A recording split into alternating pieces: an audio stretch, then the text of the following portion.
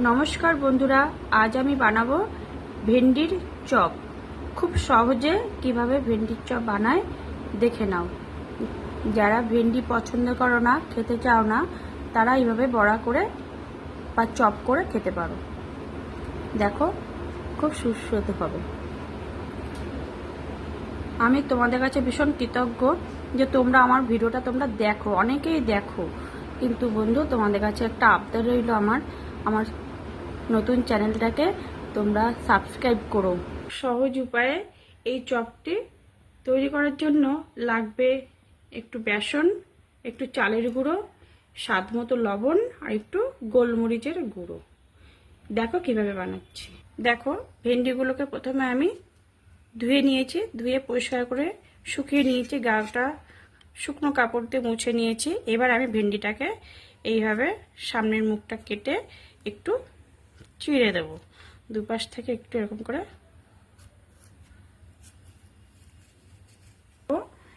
এই গোলমরিচের গুঁড়ো আর এই লবণটাকে আমি একটু মিশিয়ে নিচ্ছি। এক জায়গায় মিশিয়ে আমি অল্প অল্প করে ভেন্ডির ভেতরে দিয়ে দিচ্ছি, যাতে এই মশলাটা ভেন্ডির ভেতরে যাতে থাকে। ভেন্ডির চপ তৈরি করার জন্য আমি বেসন নিলাম এক বাটি, একটু চালের গুঁড়ো নিচ্ছি,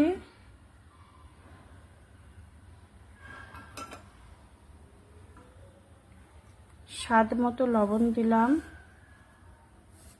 আর গোলমরিচের গুঁড়ো দিলাম। এবার এগুলোকে আমি একসঙ্গে মাখিয়ে একটা ব্যাটার তৈরি করে নিচ্ছি।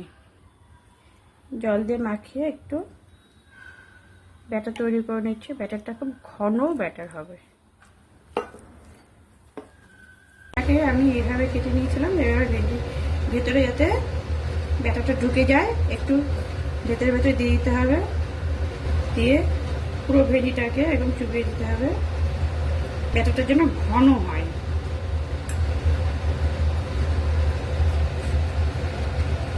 এবার তেলটা যখন উপযুক্ত গরম হয়ে যাবে, তখন গরম তেলে ভেন্ডিটাকে ছেড়ে দেবে। ভেন্ডির চপ এরকম ব্রাউন করে ভেজে এটা তুলে দিচ্ছি। এই দেখো বন্ধুরা, গরম গরম ভেন্ডির চপ একদম তৈরি। কে খেয়েছো ভেন্ডির চপ? এরকম বানিয়ে খেয়ে দেখো একবার, মজাদার মজাদার ভেন্ডির চপ।